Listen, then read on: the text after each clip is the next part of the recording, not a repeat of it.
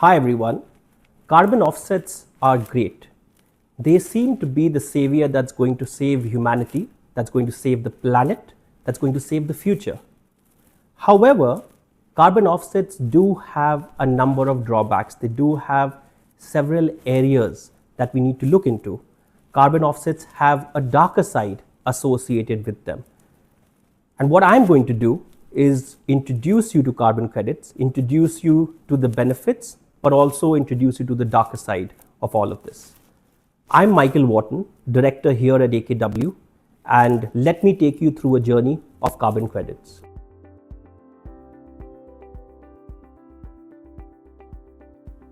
Okay, so before we dive into carbon offsets, let me first introduce you to another concept, which is decarbonization. So what is decarbonization? Well, to put it simply, decarbonization is a collection of all those activities that the world and its various people undertake to remove the carbon that we normally produce through fossil fuels from the atmosphere, from the planet. The 2015 Paris Agreement had over 196 countries commit to reducing global warming below 2 degrees Celsius. We made a commitment to limit our global warming to 1.5 degrees below what it was at the pre-industrial level. The agreement has also mandated us to cap our global warming to 1.5 degrees Celsius above what it was at pre-industrial levels. However, as of this year, we are already at 1.35 degrees Celsius above pre-industrial levels.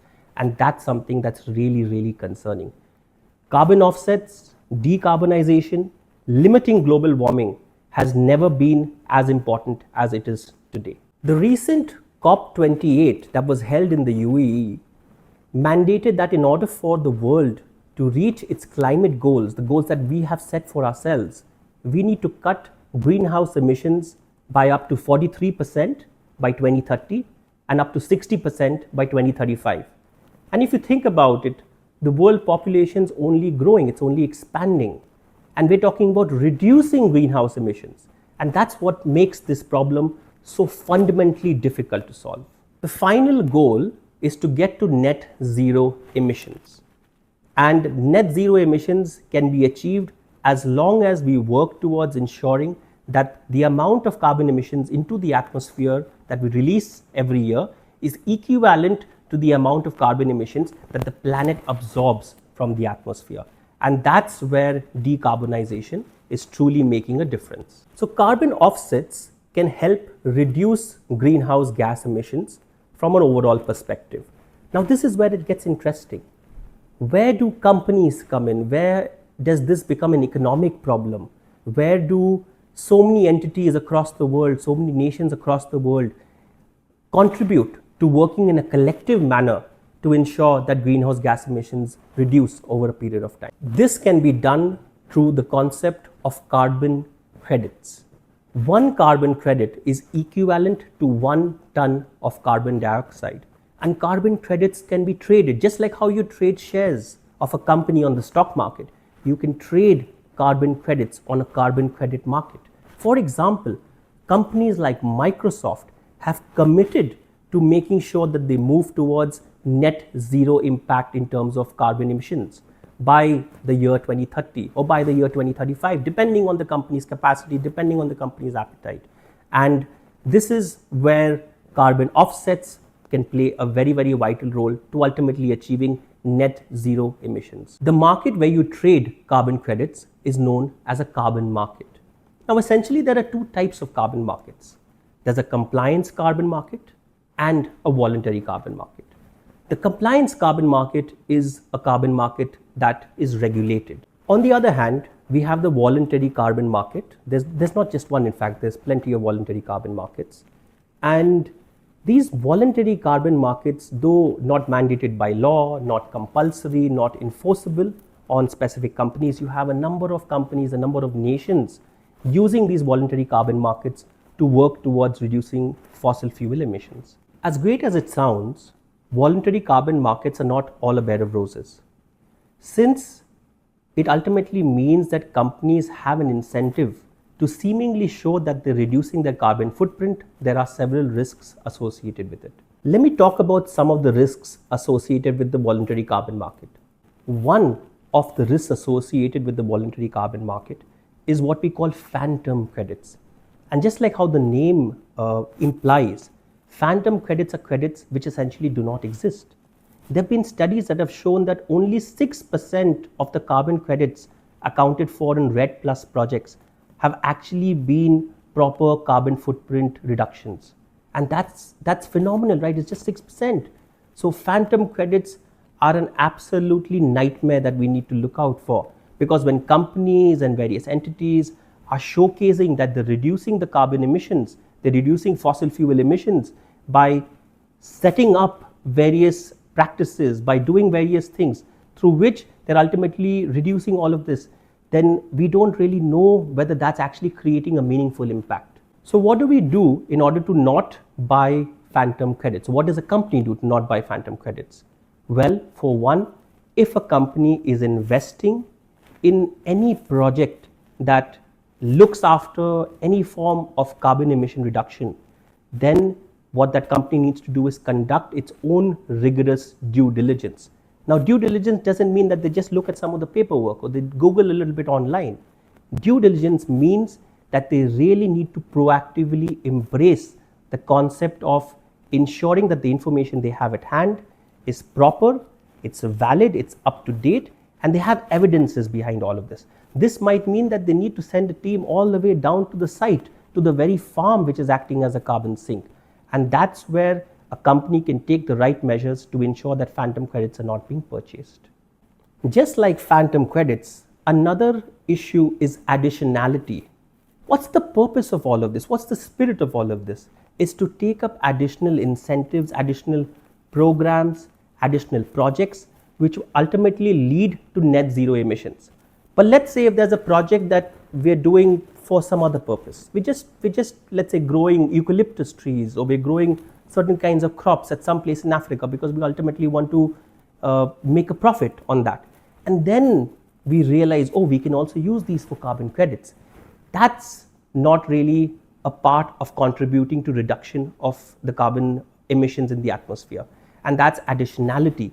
That's taking credit or taking the value of global gas emissions, global greenhouse gas emissions from projects that don't necessarily have conceptualization because of that in the first place. It's just an additional side effect, and that would have happened in any case. So that's additionality, and that's something that we really need to watch out for. The very concept of carbon credits is to incentivize companies to take in additional efforts, to put in that little bit of extra work to save the planet, and not capitalize on projects that are already being there just so that they can reap some additional benefit themselves. So till now I've spoken about the risks and threats that are more like economic malpractices. These are things that are prevalent in many other forms of trading, many other forms of economic malpractices, and unfortunately I think the risks that I've just spoken about are tied to human nature. But let me tell you about some of the real major concerning risks where the whole concept of carbon offsets is actually causing more destruction to the planet. So saving the planet is causing more destruction to the planet. And this is where it gets really serious. A risk that undermines the very fabric of carbon offsets is eviction. There are families, there are villages, there are people in Africa where the entire village has been razed, the entire livelihood of this place has been removed to replace it with plants and trees that could benefit corporates and companies through carbon offsets. And this is absolutely disgusting in my opinion, because this is an avenue where we're not just looking at creating value or saving the planet, we're literally destroying lives. And this is something that we really need to take seriously. For example, in Kenya, there's an entire community that has been displaced, and the population of that community has been reduced by over 80% just because of carbon offset projects. How do we solve this issue? How do we mitigate the issue? Well, for one, when companies are caught with such malpractices, when social organizations are caught with such malpractices, there needs to be tremendous penalties on them. We have to discourage this practice. We can't just shun them and say, okay, we will no longer treat them as carbon credits. We will now move to someone else. There needs to be proper incentives in terms of discouraging these kinds of practices. Companies must also include social impact assessments when they're doing their due diligence. Due diligence doesn't mean that you only do due diligence for the purpose of going on the ground and seeing whether it's going to be a profitable project. We need to see the aligning impacts that might be there. How is it affecting the community? How is it affecting the livelihood of people? Is it contributing to the growth of human society within that local community as a whole? How is it affecting the plants? How is it affecting the animals that are there? Ultimately, most carbon offset projects are in third world countries, and we need to make sure that in the interest of seemingly showing that companies are saving the planet, we don't cause more destruction. And finally, we come to threat to the ecosystem. See, all said and done, carbon offsets isn't a 1,000-year-old theory. What we're doing is we are creating artificial sinks of carbon. We are creating ecosystems that we're looking at to absorb carbon from the atmosphere and ultimately get a net zero impact. But we don't really know what the long-term impacts of these ecosystems are. So companies must commit to long-term supervision, to long-term engagement, and not just look to purchase the carbon credits and improve the overall balance sheet. Long-term commitment is the key to ensuring that humans can survive today as well as for future generations. So the importance of carbon offsets in achieving overall decarbonization cannot be overstated. I mean, it's extremely important in the way forward. However, it comes with the requirement for thorough due diligence. Companies need to verify the validity, the additionality, and the positive social impact in order to avoid reputational damage and in order to make a positive overall environmental influence. If you're a company that's looking to make an investment towards a sustainable future, then we at AKW Consultants are happy to help you.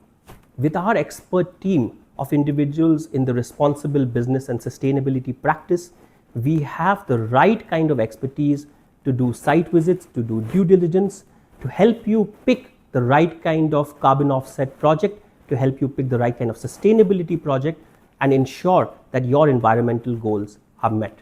And remember, every step towards sustainability counts. Thank you for watching, and I wish you a very good day ahead. Thanks so much.